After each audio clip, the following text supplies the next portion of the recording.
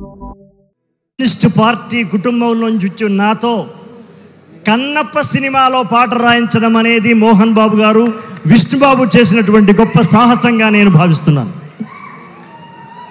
ఇందులో దాదాపు 7 పాటలు విష్ణుబాబు 7 పాటలు నేను రాసే అవకాశం నాకు లక్ష్మీ ప్రసన్న బ్యానర్ నాకు ఇవ్వడం అనేది నా యొక్క ఈ 30 సంవత్సరాల ప్రయాణంలో ఇది ఒక అద్భుతమైనటువంటి అదృష్టంగా, యోగంగా నేను భావిస్తున్నాను.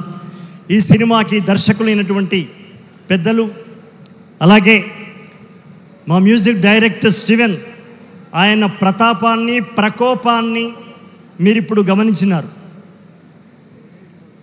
ఆయన నేను రాసిన పాటలకు ట్యూన్ చేశాడు, ఆయన చేసిన ట్యూన్కి నేను రాయాల్సి వచ్చింది. నేను ఈ సినిమాలో స్టోరీతో పాటు ప్రయాణం చేసి దాదాపు 4 నెలలు ప్రతిరోజు విష్ణుబాబు దగ్గరికి వెళ్ళి, ఆఫీస్కి వెళ్ళి రాసినటువంటి ఒకే ఒక సినిమా, నేను రాసిన 2000 సినిమాలలో ఇది మొదటి సినిమా విష్ణుబాబు.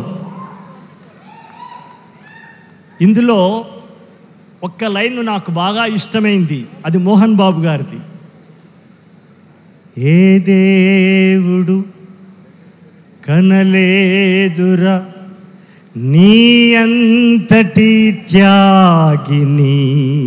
బాబు, ఏ దేవుడు, ట్యూన్ తప్పపోతే స్టీవెన్ ఏమనుకోవద్దు, ఏ దేవుడు కనలేదురా నీ అంతటి త్యాగిని, నయనాలతో నైవేద్యమా ఇది సాధ్యమా తిన్నడా, నయనాలతో నైవేద్యమా ఇది సాధ్యమా తిన్నడా. విష్ణుబాబు గారి ఆఫీసులో ఈ పద్యం, ఈ పాదం నేను వినిపించగానే మోహన్ బాబు గారు లేచి నన్ను గుండెకు హత్తుకున్నప్పుడే ఒక ఆస్కార్ అవార్డు వచ్చినట్టుగా, ఒక జ్ఞానపీఠం వచ్చినట్టుగా నేను భావించినాను. అది ఒక ఉన్నతమైన శిఖరం, ఒక పాట గులికరాయని తీసి గుండెకు హత్తుకున్నటువంటి ఫీల్ కలిగింది మోహన్ బాబు గారు.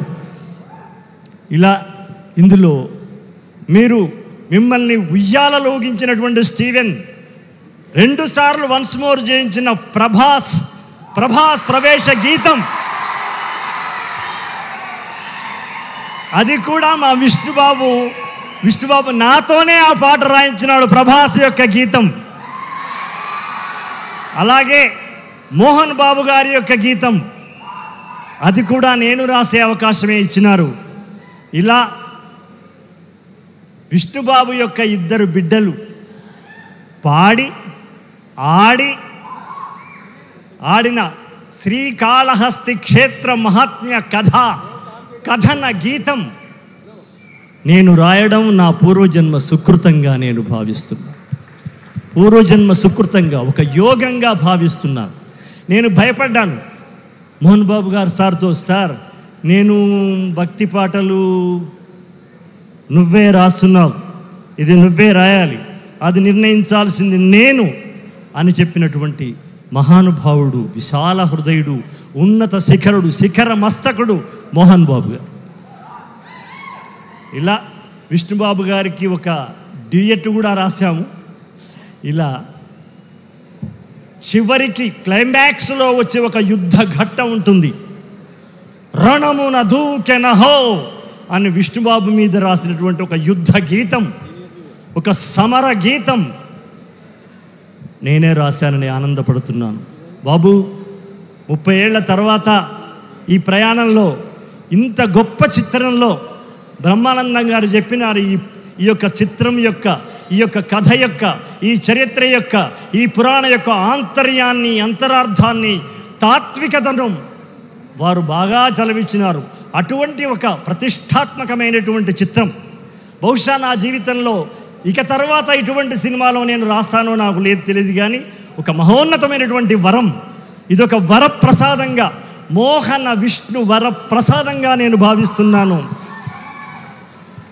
దేవానాం మనుష్య రూపేణ భగవంతుడు కొందరి రూపంలో కొందరికి సహాయం చేస్తాడు, కొందరికి అవకాశాలు ఇస్తాడు.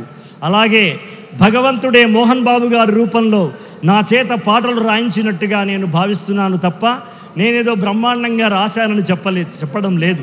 ఇది ఒక అవకాశం, ఇది ఒక అదృష్టం.